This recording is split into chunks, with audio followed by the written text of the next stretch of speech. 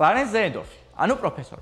ფეხბურთელთა უმეტესობისთვის ჩემპიონთა ლიგის მადრიდის მაისურით მოგება კარიერის პიკი იქნებოდა, თუმცა არა ზეედორფისთვის. ზეედორფის ეს მხოლოდ დასაწყისი იყო.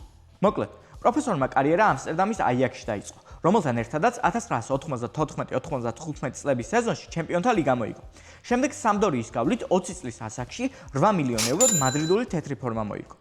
რეალის მაისურით კლარენსმა 159 შეხვედრა ჩაატარა და 20+35 სტატისტიკაც მოაგროვა, რაც ამეთანხმებით მისი პოზიციის და ასაკის ფეხბურთელისთვის ძალიან შთამბეჭდავი ციფრებია.